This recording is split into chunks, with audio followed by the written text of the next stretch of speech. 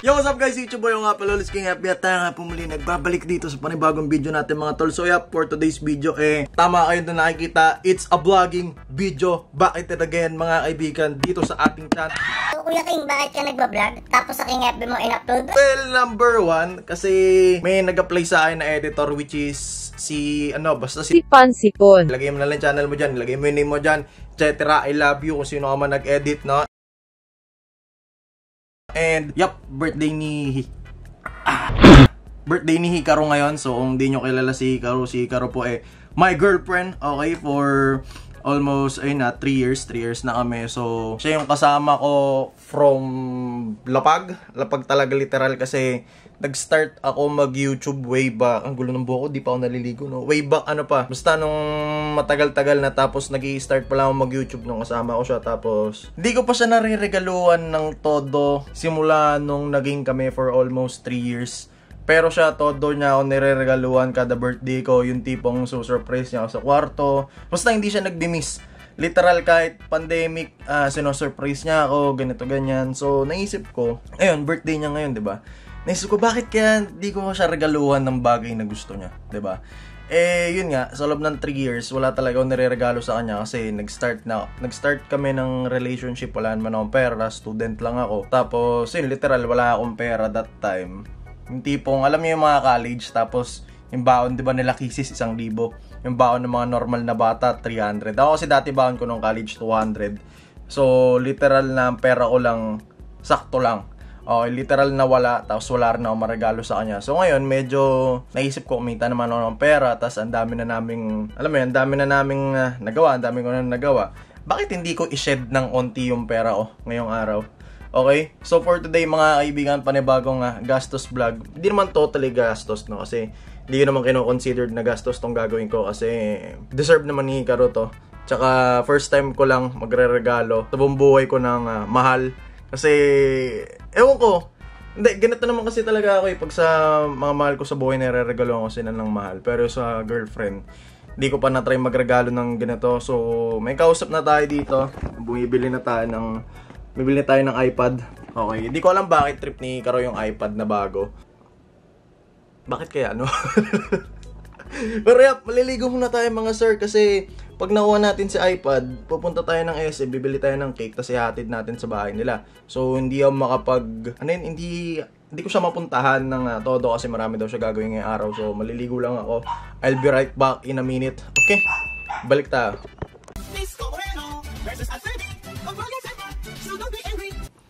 Yup.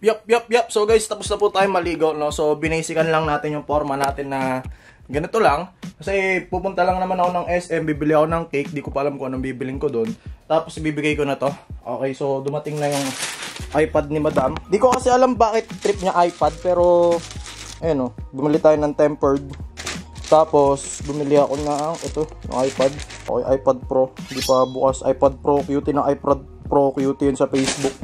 So, yun lang yung alam kong gusto niya na gugulat siya, no? Kasi syempre, magre-regalo na nga lang tayo sa loob ng 3 taon. Hindi ko pa totodohin yung regalo ko, no? Kasi hindi naman puro yung grande nire-regalo ko sa kanya eh. 'Di ba? So, eto kakatapos lang natin mag-tie ko. Punta lang ako ng SM Recta. Bigay ko sa kanya to. Doon ako sa phone magba-vlog kasi natamad ako magdala ng camera eh. Natamad ako magdala ng camera sa SM kasi isipin nyo, face mask ako, naka-face shield ako, lahat-lahat. So, yun. Hikaru, kung napapanood mo to, sana magustuhan mo tong regalo ko. Ireregalo ko lang yung yung Diboom. Yung kasi yung gusto niya eh. Pero, sabi ko nga, itodo na natin kasi ngayon lang naman ako nagbigay eh. Diba? Tsaka, tuparin na natin yung mga dreams niya. Okay? So, painantay natin mga sir. Punta na tayo sa SM muna. Mumontage na lang natin. Tapos, ibibigay na natin yung regalo pag nandun na tayo. Malapit sa bahay nila. Okay? Ayoko mag-vlog sa SM. Okay? No. Ayoko sa SM. Tsaka para sa mga, baka may mag-comment dyan ng mga tao si Hikaru sobrang gastos. Hindi naman.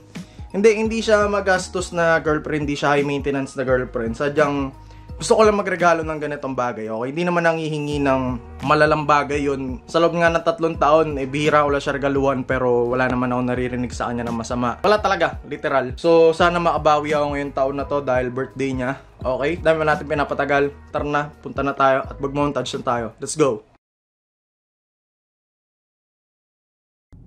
So guys, onting update lang tayo na malupit. Ba't dilim? Yan, onting update tayo na malupit.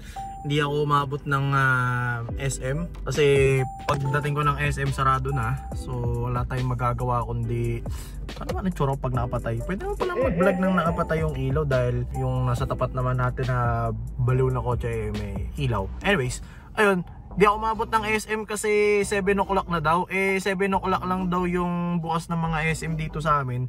So wala akong nabiling cake. Ang nabili ko lang cake, wala, literal na wala. So magbo-blow, paano magbo-blow si Hikaru mamaya, no? May dala lang ako na lighter dito. Tapos ipapa-blow the candle ko na lang sa kanya yung lighter kasi wala nga talaga akong nabili. Video pag nabukas to. Wala akong nabiling cake kasi anong oras naman eh. Akala ko kasi yung SM nagbubukas hanggang 8. So antayin na lang natin si Hikaru. Andito yung pagkain namin. Dito nilagay ko sa ilalim kasi gusto ko mainit. Tapos yung iPod niya nandyan sa may likod. So antabayan na lang natin. Tayo natin si Hikaru. Pwede naman to eh, oh. Tignan nyo, oh. Oh, pwede naman kumanta ng happy birthday gamit to. Masyado lang kayo maarte. Balik ako kayo mamaya. Tayo lang natin siya, okay? Yes. Happy birthday po. Pasok ka. Happy birthday to you. Happy birthday to you. Ba't nag-guys ka pa? Happy birthday. Happy birthday. Happy birthday, love. Wala akong nabiling wala akong nabiling cake kasi nasaraduan ako ng SM. Wala akong nabiling cake eh, ito na lang. Happy birthday to you. Happy birthday to you. Hindi ka lang masaya. Happy birthday, happy birthday. Happy birthday to you. Oh, pikit. Oh, wish. Oh, blow. Yay! Parang gago doon. Uy, natupad agad yung wish mo. Wow. Bato yan, bato. Bato nga. Bato nga yan. Bato nga. Happy birthday.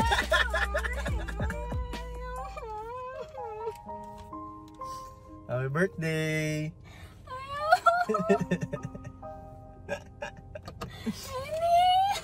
Wala naman yan. Thank you. Happy birthday. Wala akong regalo sa'yo ng ilang taon eh. May regalo ko sa'yo. Ha? Kaya di ako nagre-reply kanina. Ha? Anong gino-joke? Okay na. Kala ko bato na puso eh.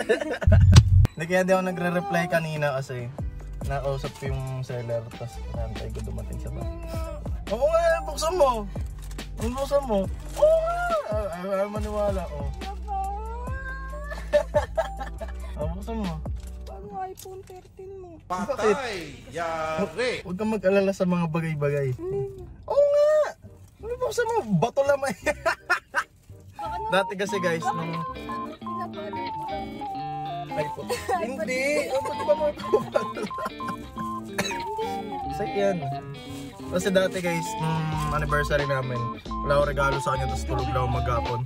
Tapos sabi niya sa akin, kahit bato lang regalo mo sa akin, masaya na ako. Eh, yung bato. Kasi buksan mo. Ano? Tayo. Okay. Sige, buksan mo. Buksan mo kasi. Tira mo, baka walang lamin eh. Ito. Taktay mo, sige. Bomba. Ito. Buksan mo. Happy birthday!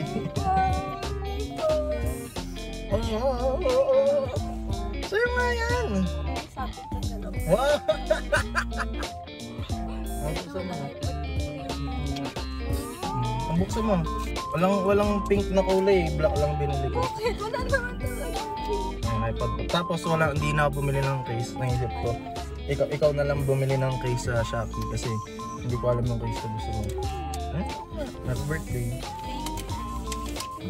Success ang ating vlogs, no? Although wala tayong nabiling cake.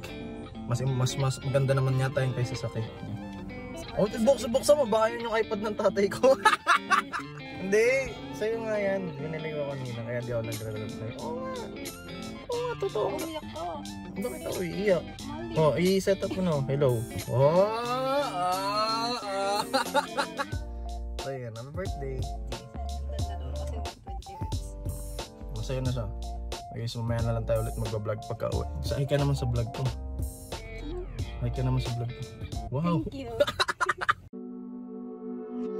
Dami pang gustong sabihin, ngunit wag na lang muna. Hintayin na lang ang hangin, tangayin ng salita.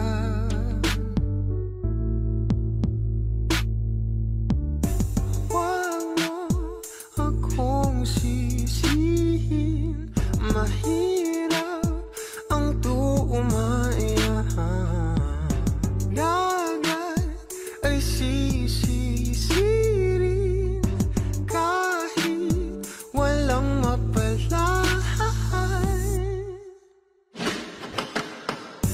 Pag nilahad ang damdamin, sana di magbago.